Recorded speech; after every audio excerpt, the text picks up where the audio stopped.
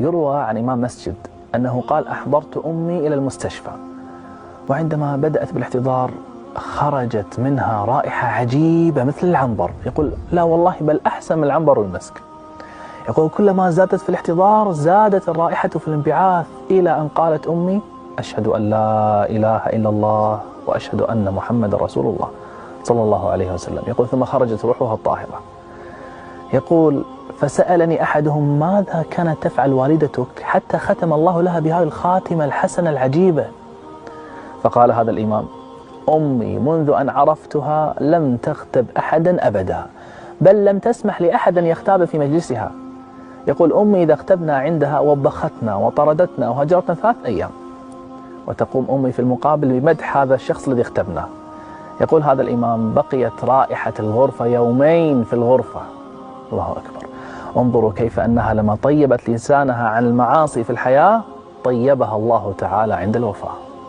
أنت في الغيبة والنميمة أحد أشخاص 3 لا رابع لهم.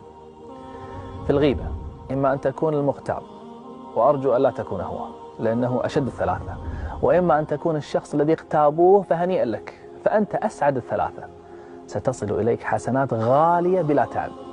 وإما أن تكون الشخص الذي يستمع إلى الغيبة، فإن كنت هذا الثالث فأنت الآن أمام مهمة إذا نجحت فيها ستحصل على جائزة عبارة عن حاجز بينك وبين النار يوم القيامة. المهمة هي أن تدافع عن أخيك ولا تسمح لأحد بأن يغتابه. فقل لهذا الإنسان: لو سمحت، الشخص غير موجود ولا نريد أن نتكلم عن أحد. قال صلى الله عليه وعلى آله وسلم: من رد عن عرض أخيه كان له حجابا من النار.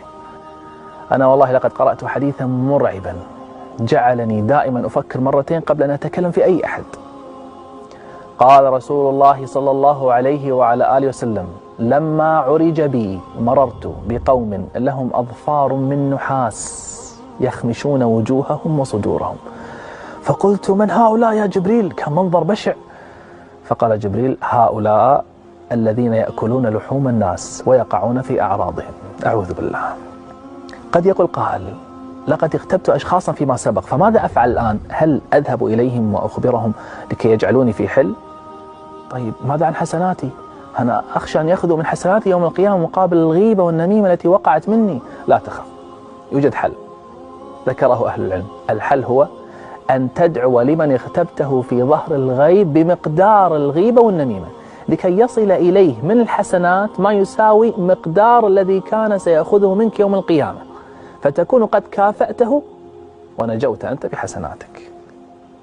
أصلا سيكون هناك ملك ملائكة يؤمن على دعائك، فتقول: اللهم اغفر له وارحم، فيقول: آمين ولك بمثل.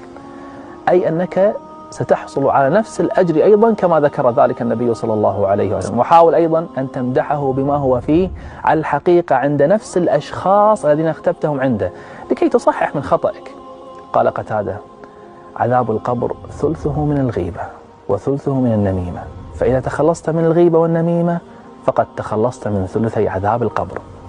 قد يقول قائل: أنا لا أذكر الذين اغتبتهم، ماذا عسى أن أفعل؟ نقول: ادع دعاء عاما، قل: اللهم اغفر لجميع من اغتبتهم، وإن كنت لا أذكرهم اللهم ارحمهم وكافئهم من الحسنات، وهكذا ادعو لهم. أسأل الله العظيم رب العرش الكريم بأسماء الحسنى وصفاته العلى أن يحفظ ألسنتنا وقلوبنا، وأن يرزقنا في الآخرة لذة النظر إلى وجهه الكريم. آمين، والحمد لله رب العالمين.